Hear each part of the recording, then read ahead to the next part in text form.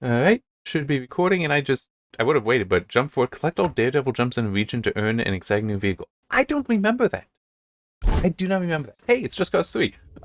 Key was originally provided when I reviewed it, but I'm pretty sure I purchased...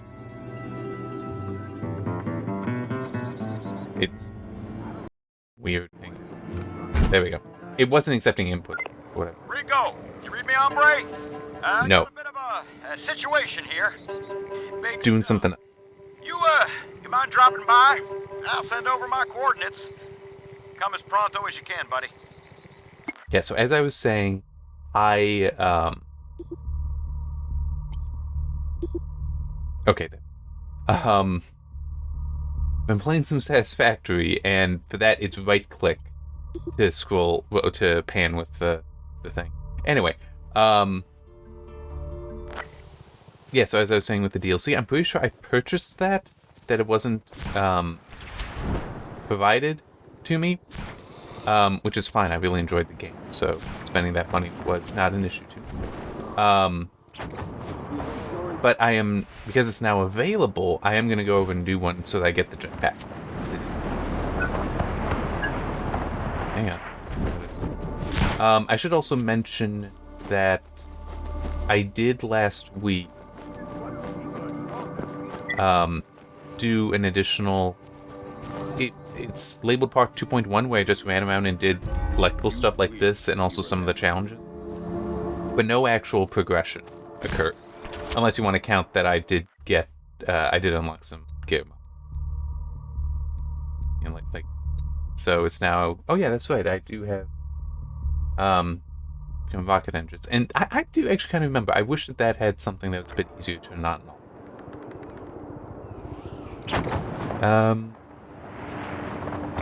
There is, like, no way that trip over there with just... Here we go. Just the wingsuit. So, we're gonna take this.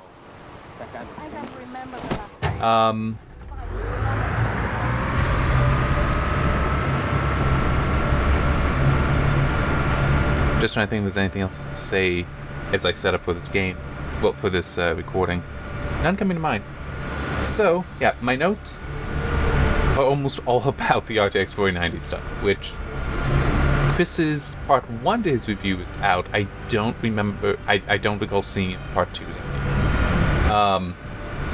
I have looked at some other things, and it is a beast of a card, which isn't surprising. I mean, it should be. It should be.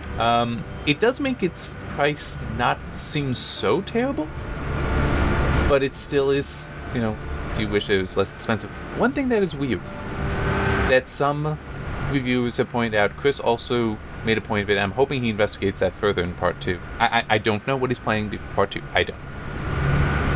He hooked it up on the PCAT module, which is the power capture analysis tool from NVIDIA. And unfortunately, he couldn't have it outputting the data into something he could then analyze, but he was in the video showing some of the readout on an OLED screen. And it was fluctuating wildly, which doesn't surprise me, but it does make me wonder something. So the reason it doesn't surprise me is back when I did the GPU thermal article, my longest article to date, and probably will forever be my longest article. When looking at the NVIDIA GPUs, they were incredibly unstable in their power draw. And before that went live, but after I had started working on it and saw a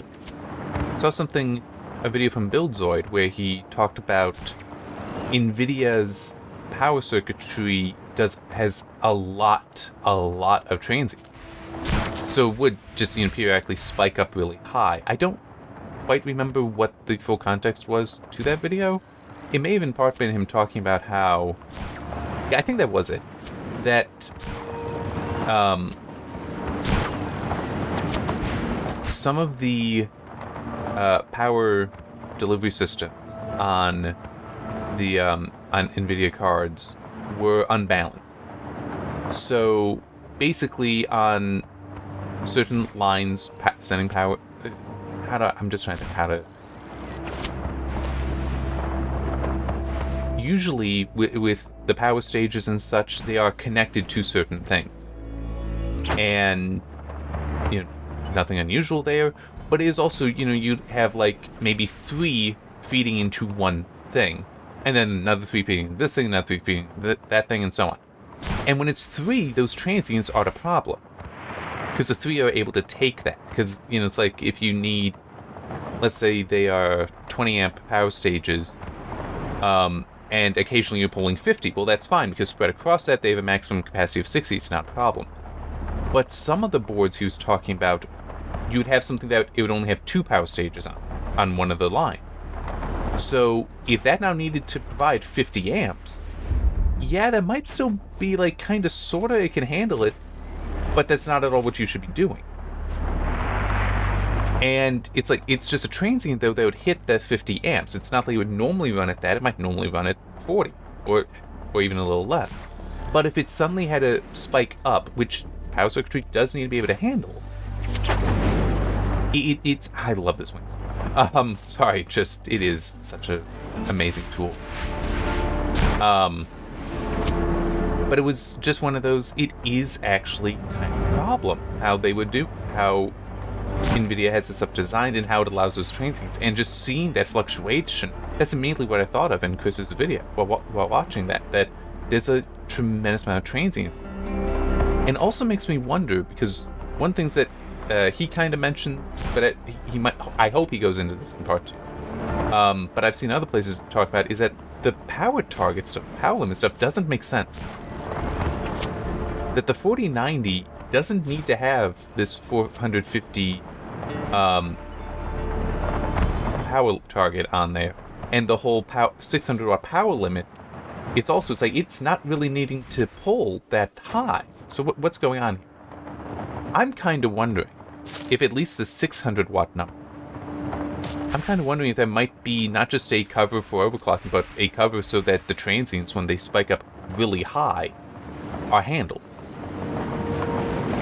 Because that would make some sense to me in a sad way. That's like, instead of just trying to actually get these transients controlled, it's like, no, we're just gonna, over-spec stuff, really over-spec stuff, because it is so noisy. I mean, seriously, if you look at those articles, if you look at some of those graphs, it's absurd how wide that data is, the amount of variance. But it is, as I said, CPUs will have transients, GPUs have transients. AMD was a lot more stable, but still has transients. The PSUs know how to handle that, but it still is one of those you don't really want to push that. So yeah, I do wonder about that. But yeah, the incredibly powerful. Incredibly powerful GPU, and it will be interesting to see what AMD's response is. I know I saw one thing. I'm just actually going to pause it. I know I saw one thing, that a new rumor suggesting that RDNA 3 is not going to be able to compete with it, and it's like, well, let's wait and see, because there is still reason to believe from rumors, yes, it's all rumors, so it's all grain of salt stuff, that no, AMD should definitely be able to have a product that directly competes with the 49. That, like some of the older rumors about, like things doubling performance, which, yes, do seem kind of nuts, but it still is, in various scenarios, the 6950 XT was not so tragically far behind the 4090 that such an increase for a 7000 series is unobtainable. I mean, it's like, I remember seeing in the Hardware Unboxed video, there were several instances where the 6950 XT was directly competing with, was it the 3090? 3080 Ti? It was somewhere in that class from NVIDIA, that area of the product stack from NVIDIA for the RTX 3000 series. And it's like, well, if NVIDIA could manage that leap in performance, why couldn't AMD? But there's also, okay, great. AMD's not going to have a direct competitor to the 4090. Fine. You know what that means? They're going to be underpriced. They're going to have to price it lower. So it's like, that's not actually always a bad thing. It is always nice when both sides can have directly competing products, but price competition, you want the consumer, I would say, wants good performance. They want the best price. I was like, I'm using an RX 580 at the moment, which is actually doing wonderfully in this.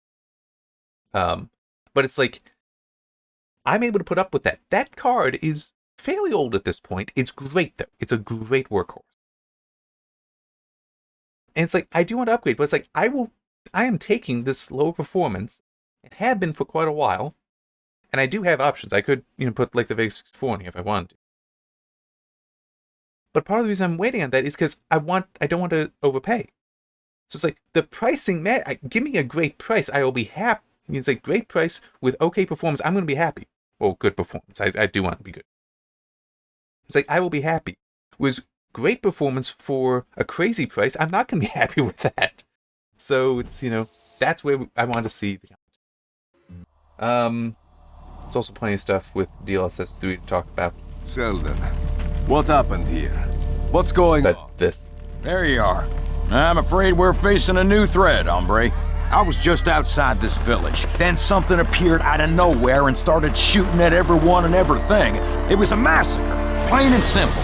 Now in the chaos, I think one of the rebels managed to take the flying robot down. More Medicians dead. What are these robots? Not sure. They seem to be weaponized drones of some sort. Eden. Yeah, they were this big corporation back in the day. They were doing all kinds of super advanced scientific research. Robotics, aeronautics, nano stuff. Let me guess. Another one of your clients, Sheldon. Where can I find them? Whoa. Hold on, son. I just recognized the logo from way back. I thought they went bust decades ago. Well, apparently not. And now I need to stop them. I got a nice present for you. A little something to help you navigate the friendly skies. Made in Medici. Courtesy of Dima Al-Masri. Hopefully it doesn't blow up. Perfect timing. Hey, watch out, partner. I got a really bad feeling about these drones. We need to know what we're up against. Try not to blow it up. Don't worry, Sheldon. I live for stealth. Yeah. Yeah, in case I wasn't clear earlier, I know I kind of said, but I'll state it explicitly. That this is from DLC. Allow user to take off from ground. Number 2, use boost in the air to accelerate. Oh wait, there's something else on you. Important. Bavarium too powerful and unstable. Boost will be blocked for a few seconds. Otherwise, the engine will overheat. Should avoid more explosions. Good to know. Why do Dima's inventions always explode when they fail? Oh wait, definitely gonna need this one. Mid-air brake can be used to reduce speed. Also allows for quick mid-air direction change. That's right, yeah. Left, turn right, up, down. Safety first, eh, Sheldon? When close to the ground, hold brake command to land safely. Test shows reduced injury rate. Got it. So how do you know about this, Sheldon? Reading the manual. Like I could have figured that stuff out myself. I found some scribbled notes Dima jotted. One more thing scribbled on here. Quick dodge. To dodge incoming fire or obstacles, the user can do a barrel roll. I can be better. User can dodge in all directions.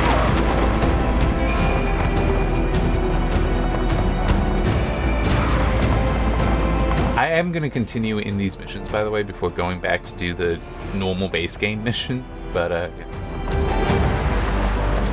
I do want to talk about the DLSS 3 stuff, but... Sheldon, I found more drones.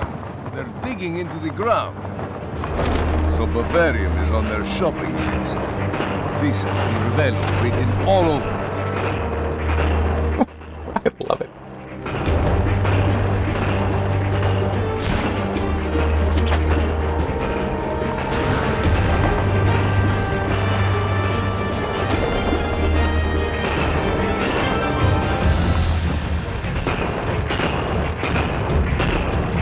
Wait, this... Oh, don't need the rocket boosters.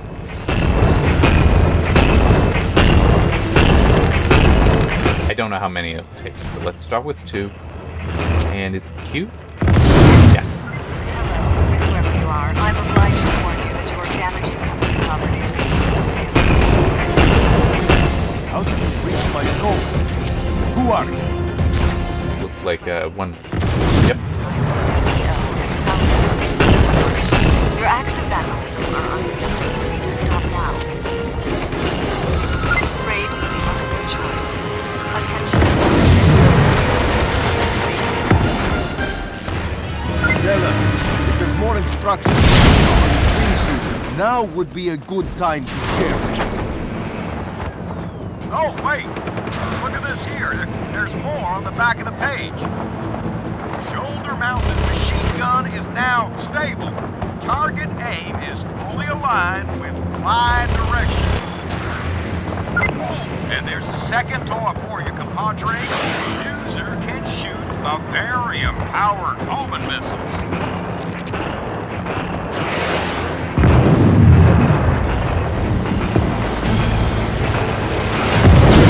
Please identify yourself. Send us the invoice for the damage you caused. I am Rico. I will make you pay.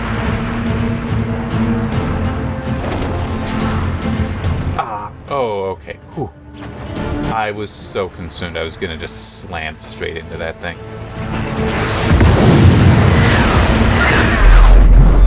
Well, that did not work. Detail is on its way to terminate you. You have been warned.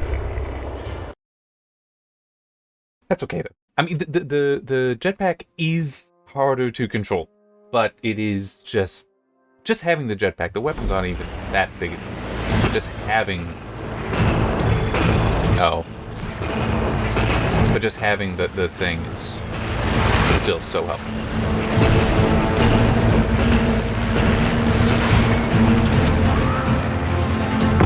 Please identify yourself. We will send you the invoice for the damage you caused. I am Rico Rodriguez. I will make you pay.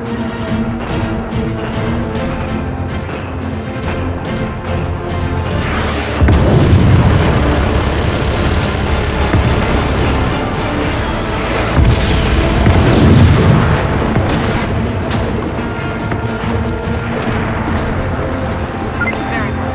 The Eden Corporation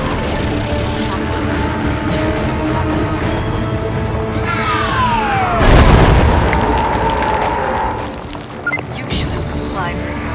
It's my job to protect our corporation's interests by whatever means necessary. So, meet one of the Eden Corporation's most recent breakthroughs. State-of-the-art AI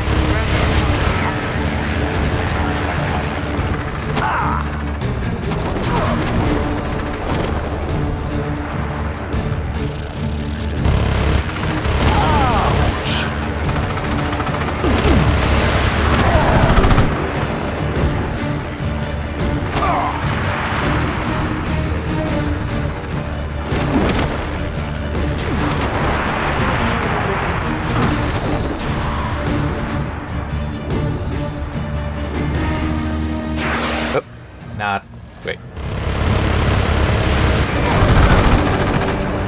Yeah, I screwed up by not waiting for the lock on.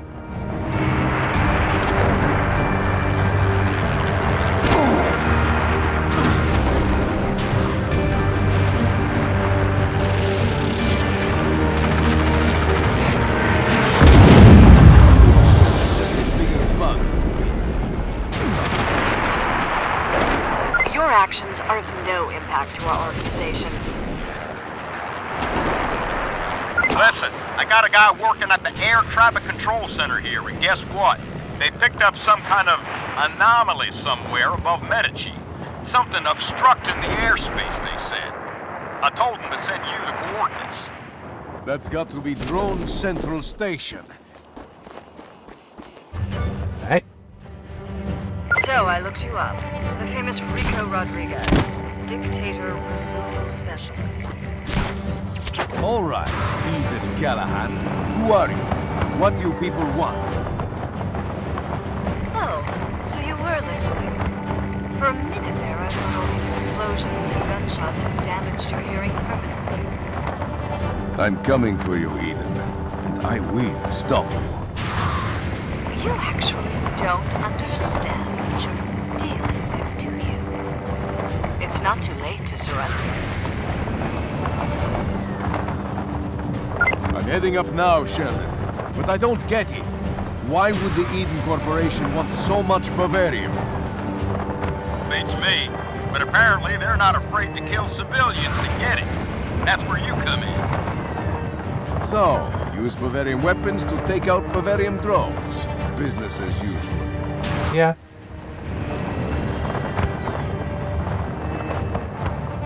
I'm probably not going to be able to talk about the DLSS stuff until I'm through this mission. But yeah, it does look to me like it's not that... I mean, as technology, it's impressive. As implementation, it doesn't seem really worth it. But that is my impression. Sheldon, we have a little problem. They've got an airship. What? An airship? God damn it!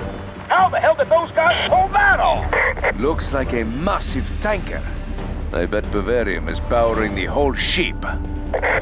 Well, that explains why they're so hell-bent on extracting it. And they'll want more of it at any cost. And I doubt they'll ask politely.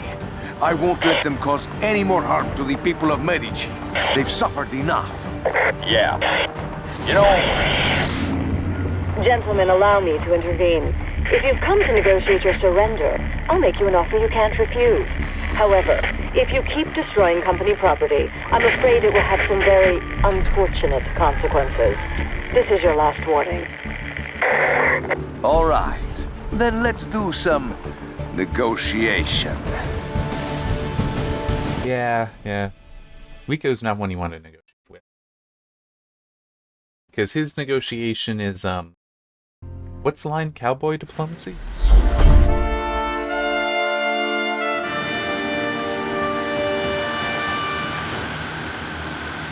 Alright, looks like I'm melting. So, yeah, the stuff Uncle Sheldon to Major Rico. Uncle Sheldon to Major Rico. The Black Hand. Ring any bells? Creepy military dudes, heavy armor, very skilled. Yeah, that's the bunch. They've been capturing a lot of rebels from Medici and from other places around the world. I thought you'd want to know, hombre, and go save them or whatever. The thing is, we don't know where they detain them. The only thing we found out is that they have a cargo plane on an airstrip in the northwest of Medici. Best lead we got.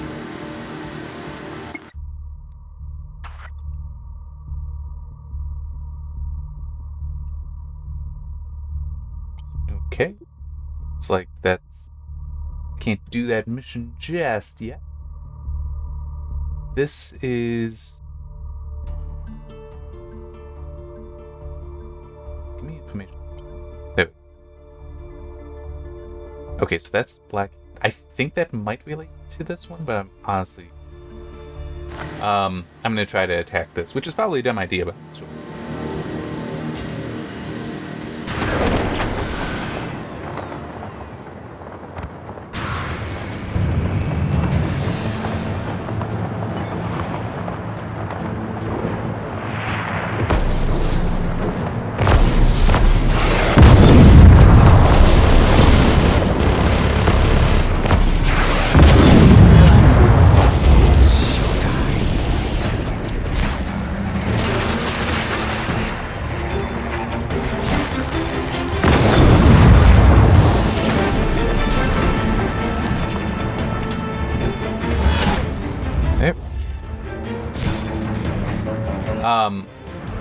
So yeah, the DLSS 3 stuff is, as I was saying, impressive technology, but not really practical in my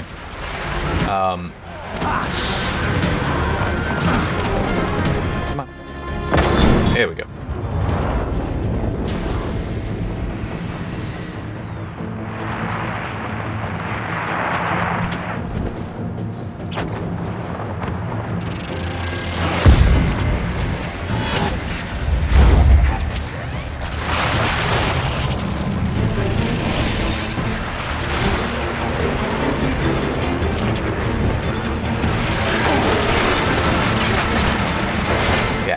Barium shield, so not good.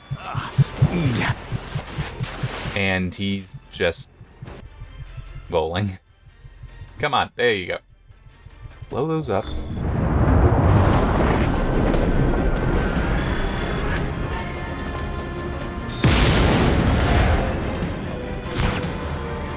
Let's see what all I can do without them trying to kill me. Perfect.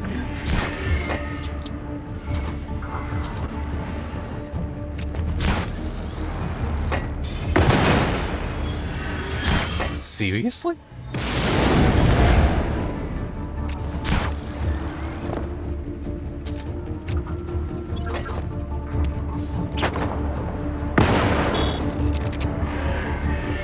Alright, there we go.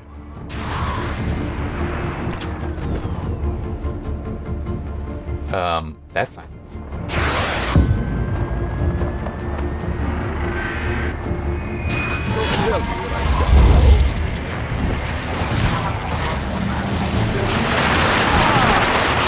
I probably actually should just run.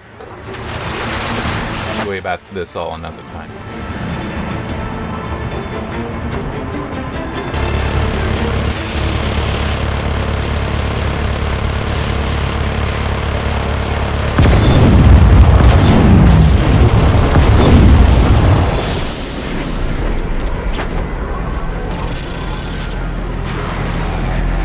That, however, I think might relate to the shield. In which case, actually trying to get rid of those sooner rather than later.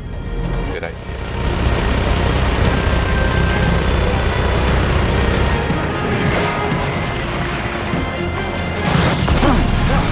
I wasn't paying attention to that, so yeah.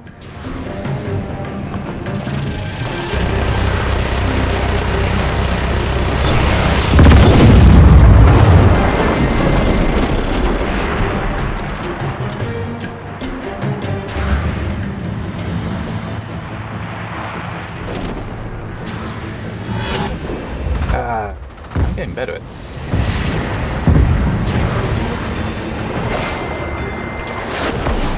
Well, that works.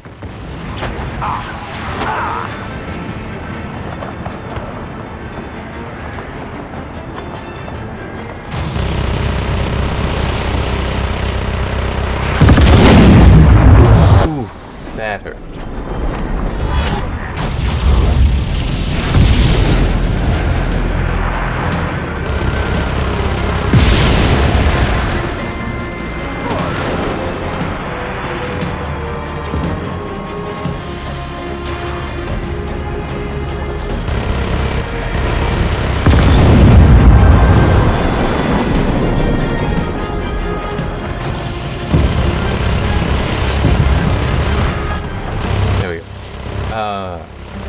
Yeah, this is all intensive. I don't know how much I can focus. Well, move my focus over for talking about. I'll try that. But it is actually, like right now, some of this stuff is what would not really be taught seriously. But might not work so well. And the funny thing is, I feel that some of these problems have previously been solved. For other technology. With things like, one thing the Hardware Unbox showed in their video focused on DLSS 3 was that sudden changes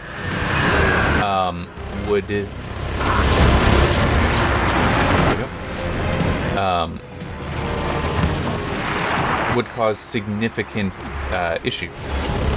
It would end up trying to generate a frame that made no sense, basically.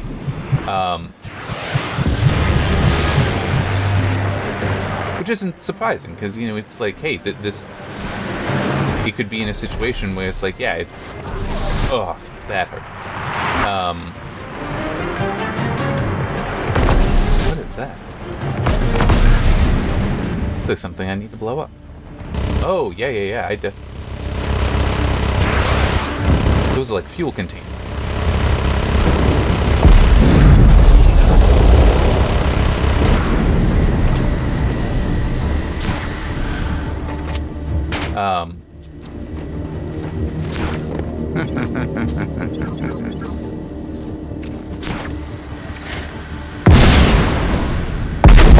Alright.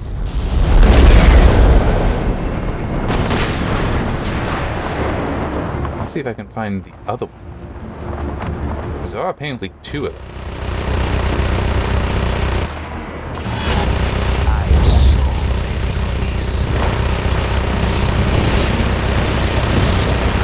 There we go. Move.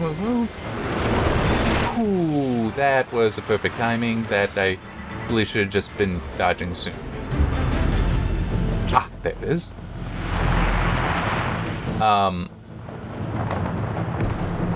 So yeah, with like, you know, suddenly you just end up with two frames that are going to be substantially different. And it doesn't handle it very well. Because it tries to interpolate between two frames that should just be a sudden cut between them. There we go.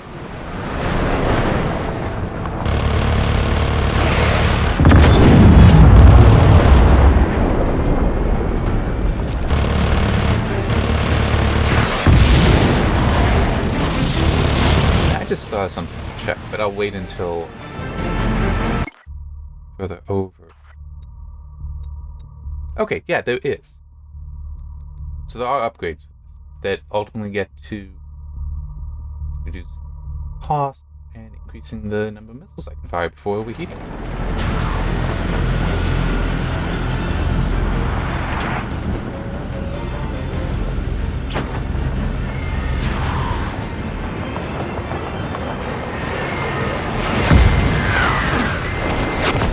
Oof. So there were two coming in.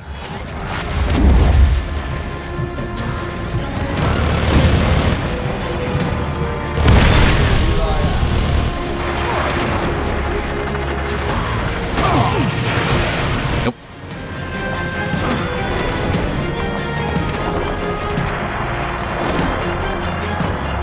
I still haven't blown this damn thing up. So the example they use of that, by the way, where it was trying to interpolate a frame between two things that shouldn't be interpolated, was the camera changing in F1 2020. No, 2020. Sorry, F1 22. That's right. They stopped calling. They stopped with the 20 part of it. I think that was after EA purchased Codemaster.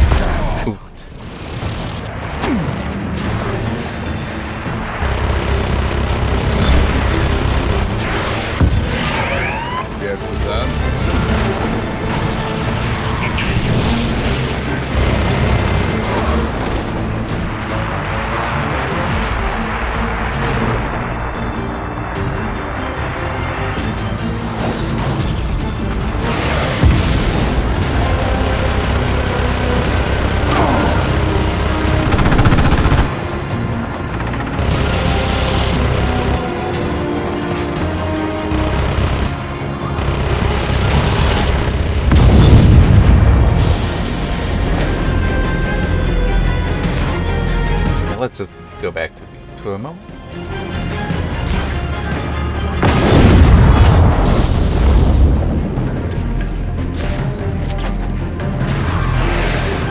Damn it.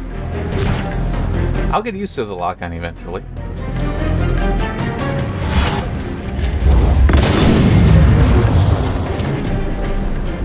Really is essential.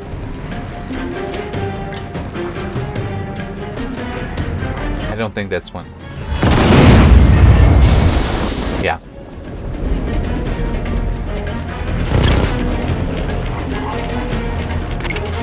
Ah, well.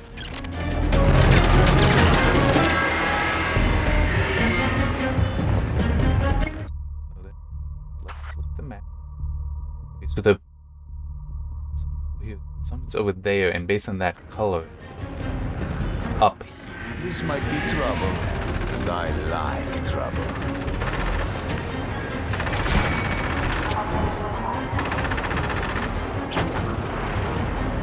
Maybe not.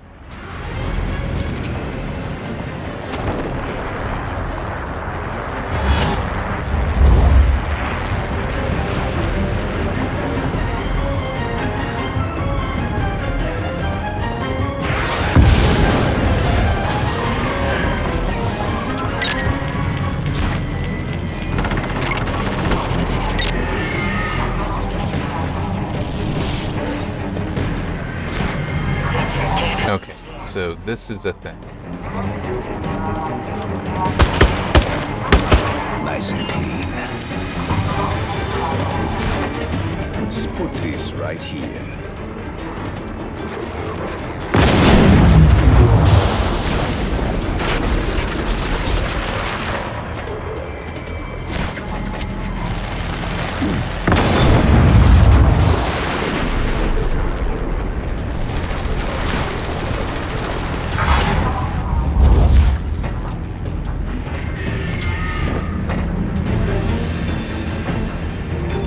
Those are them, right there.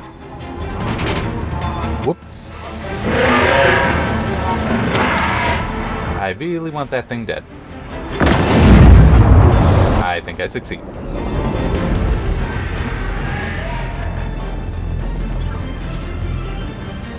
Believe this one.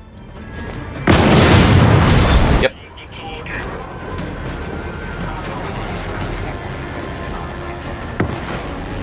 Isn't there another one?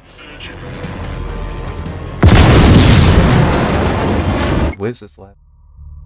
It says it's new. Oh, it's up here. Too late. This should do it. So yeah, just going back to the DLSS3 stuff. Yeah, and they also were talking about how, hey.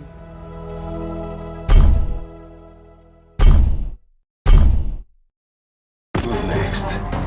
I did pull out the bomb, by the way. It worked though. You know what? Yeah, give me that. No. You sure you want to do this? What do I have over here? Fair amount.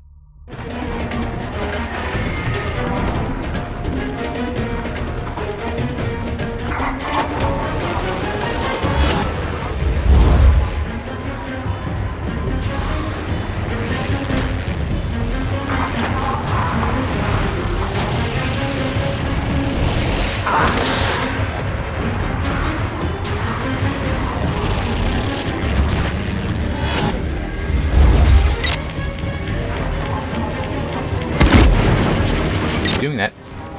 I mean, it works. I don't actually want to be working through that ammo. Ah, there's the thing. Try and stop.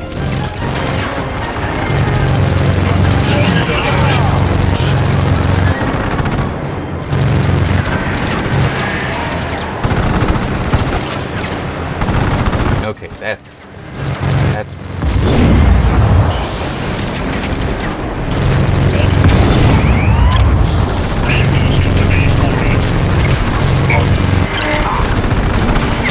Oh crap.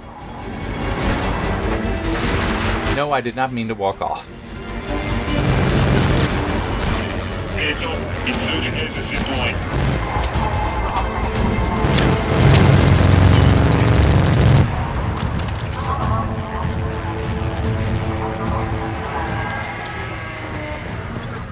Let's blow something up. I hope that'll do it. Yep. Close. Oof. No. I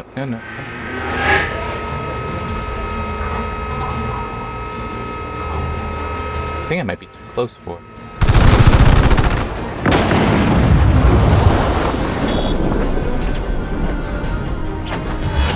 Okay, that should have blown it up.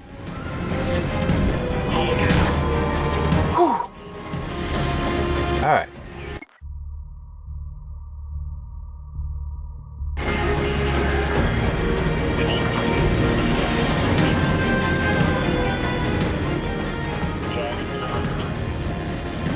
I am just checking to see if there's anything. One thing I did see in a comment on the DLSS 3 video of Hard One Box that was interesting, and the funny thing is, I could see some people not interpreting it quite correctly. I'm also not sure if it was made in the correct sense, but it referred to it as DLSS 3 as frame hallucination. And the thing is, that's actually accurate. I don't remember what the full context is, but there actually is a like a field where that generation of frames like that would in fact be completely described as frame hallucination. That it's like, no, that's what we're doing, kind of thing.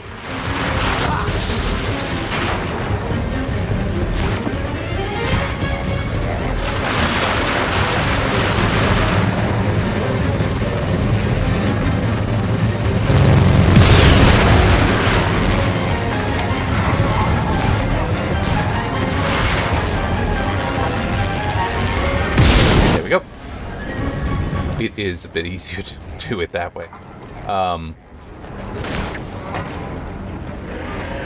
So there's that.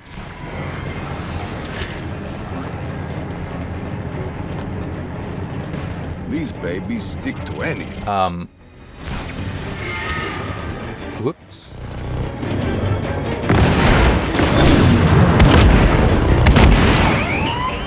I did grab the wrong weapon there, but you know what? It works. This'll do. I probably would have been killed if I hadn't grabbed the right.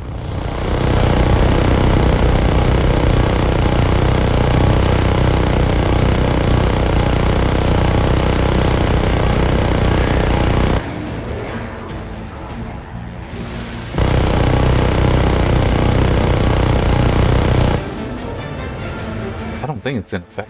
This minigun should. I think it's for some shooting things that aren't necessarily going to blow up.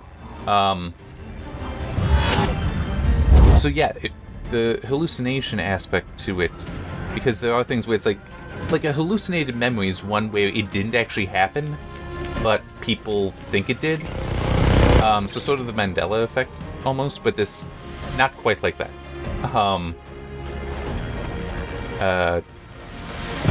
So, you know, hallucinations are not just in the seeing water in a desert kind of thing. It is broader than that. And yeah, it is frame hallucination. It would be a completely accurate way to put it. And it's not a derogatory statement. It's a, no, that actually is for whatever that field is. I should remember what it was. That is exactly how you would describe what it's doing. And I also just realized I should actually explain what DLSS 3 is, just in case. So the idea behind it is that you are not actually, well, you take information from one frame and then use it combining with various things, various pieces of information. Okay, I am. That thing is already destroyed. I don't need it. But applying certain math and such and guesswork. It's educated guesswork, but guesswork. To figure out, okay, what should the frame after this be? Although it does seem that it does have awareness of what the next frame is, so it's trying to interpolate between 2 frames another frame, which conceptually is kind of neat, because that would be a way to increase frame rate. But it can be wrong, like sudden changes. It's not necessarily going to be able to tell. Fortunately, and it is one of those things, I kind of wish he had made the point in his video, Tim of Hardware Unboxed, but he didn't. But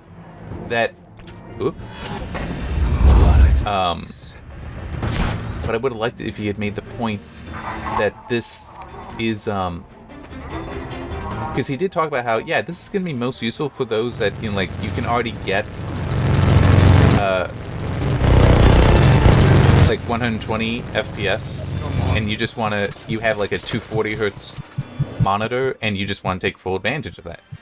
It's like, that's where this is most useful. It's like, I'm sorry, that's kind of a, it's most useful in the situation when you need it the least. I mean, at least for me, it's like, I'm playing at 60 when I go to a new monitor. I don't really think I'd bother going above 144. So it's like, I'm already at one, if it's like, oh yeah, it's already giving me between 100 and 120, it's like, I don't need a boot. But it was also, because there is a latency penalty there, because the generated frame, it doesn't, it's fake. It is fake in that it doesn't have the latest input. So it won't feel better than whatever the base frame rate is without the frame generation. There we go. Wait, is that... Oh, that thing actually hasn't fallen. That's not it. Okay, I do think, though, that we are... I'm close enough to it that it's like, oh, well, I can do it.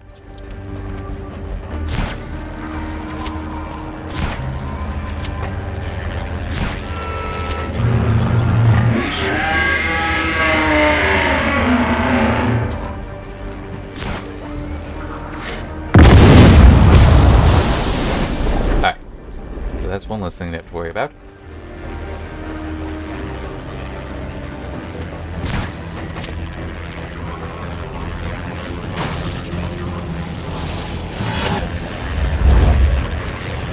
This up too. This here.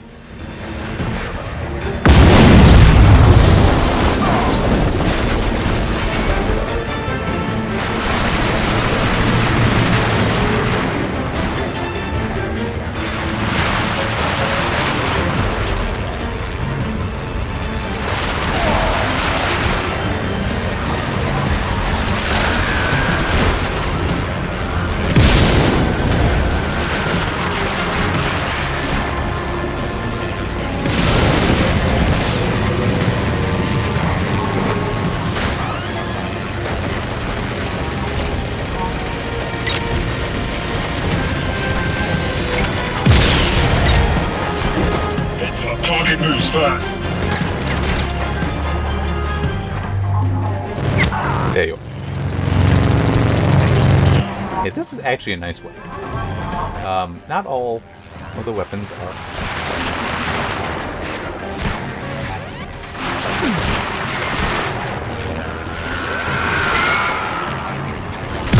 Ow.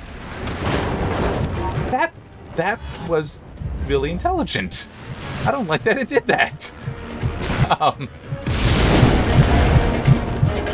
I do recommend people look at the Hardware Unboxed thing talking about the DLSS. One point that he does make that is also, I think, worth repeating from myself, to myself, from myself, all that, is it isn't appropriate in his mind to compare DLSS 3.0 performance data with anything, with normal performance data, because it's like, yeah, the frame, there might be more frames, but because the analysis.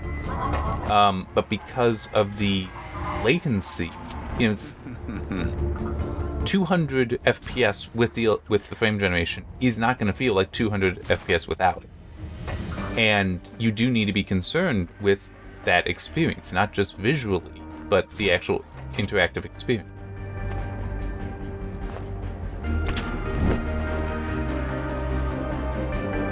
And I am aware that there is a Digital Foundry's analysis of it as well, and I do understand why people would go there. I haven't looked at it, and I don't think I will, in part because I've not been impressed by Digital Foundry's previously, where like I've noticed how they will cover NVIDIA very favorably.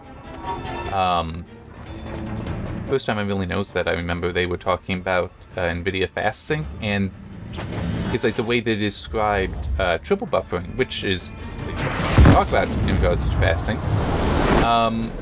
How they described triple buffering was like, that's not, I mean, yes, that's what fasting does, but that's not what triple buffering is.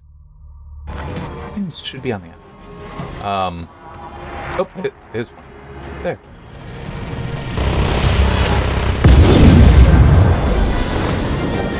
So it's like your whole approach to it is in error, because they were describing triple buffering as you want it to be you want the frame rate to be a multiple of your refresh rate so that everything lines up. It's like, because triple buffering is a way to reduce the screen tearing. Okay, now all. And you know, you do so by buffering a frame. The problem is that triple buffering was created because it decouples the frame rate, the frame output speed, and the monitor's refresh speed. So it's like the whole premise that he's saying there is essentially that, you know, it's like it is contrary to why triple buffering exists. And it's like, yeah, that is how fasting is implemented, but it's still, it's like, this is, you know, the wrong definition for triple buffering, and fasting doesn't satisfy the actual definition for triple buffering or the purpose of triple buffering.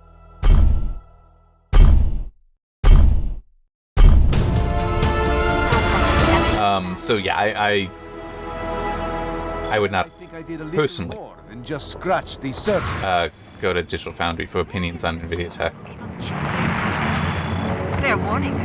I'm 12 years ahead of you. Alright. How long have I been going?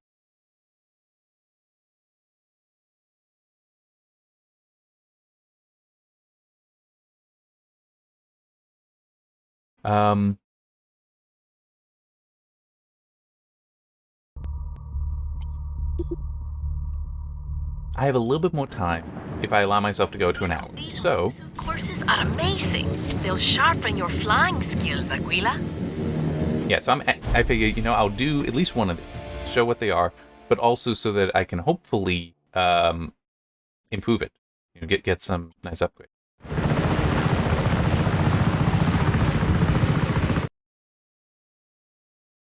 I'm just also pulling up my notes to. Oh yeah, that's, oh man, I completely forgot to mention that. One thing in the hub video, the UI is actually, it tries to interpolate that, which is not good. You know, it and part of the reason why that is such a big deal is because, the, graphics and sorry, my mind is like just jumping around a little bit with it.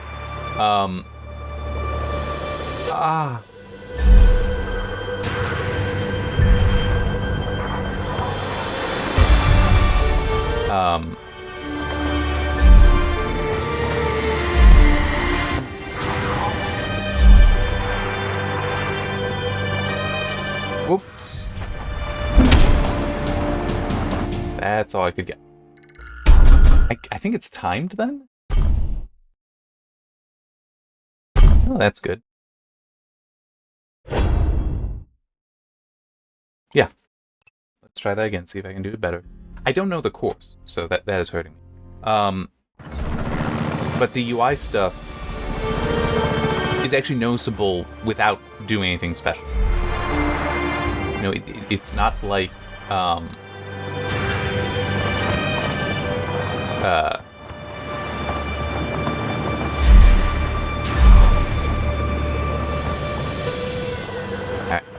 oh, and I turn that on.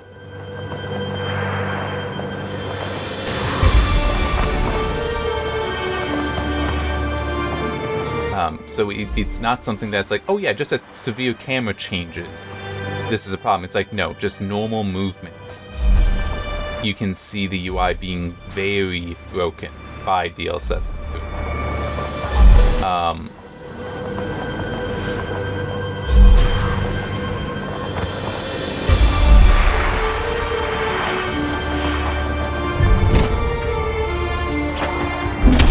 That's why, because I collided with stuff. Duh.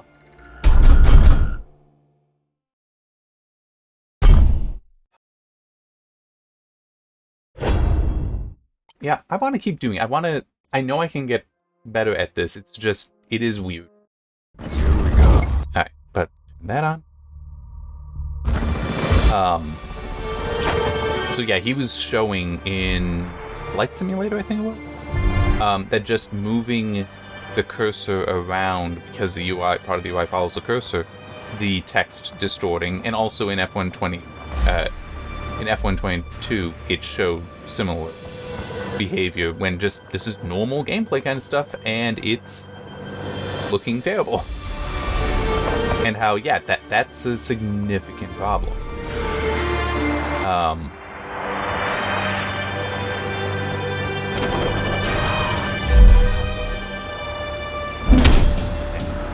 This is harder. You know what? No, I'll do. I hit spacebar anyway because that you need to go hit it so many times to clear through things.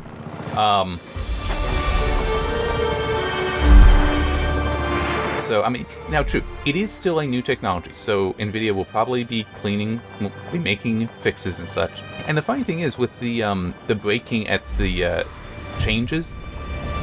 At the sudden changes, like the camera movement, that's something that TAA, like the underlying temporal technologies, have to handle. So the solutions actually already exist, which does make it very odd that Nvidia would make that mistake. At least in my opinion, it makes it very odd.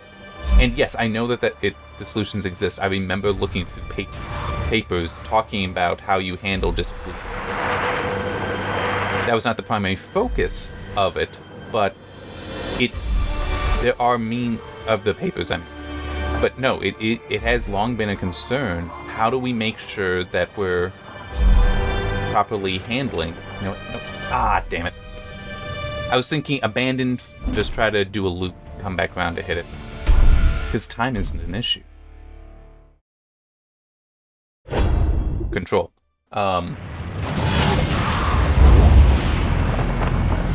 So yeah, it was definitely a weird thing to see, because it's like that really shouldn't be there. It should be able to recognize that there's been enough changes and be like, you know what, we're just, gonna throw this out, we're not gonna use it, it's not good to use, things like that.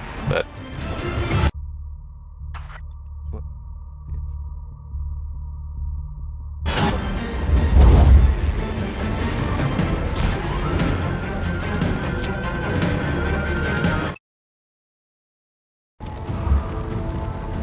oh, damn it.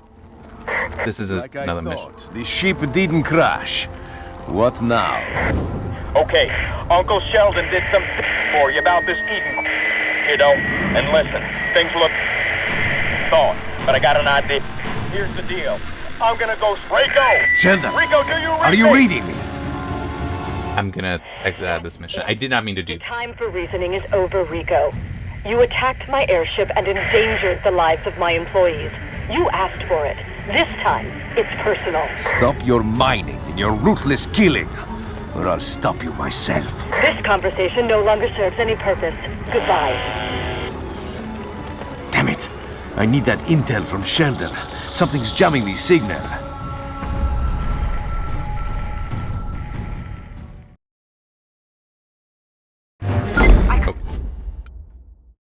Yes.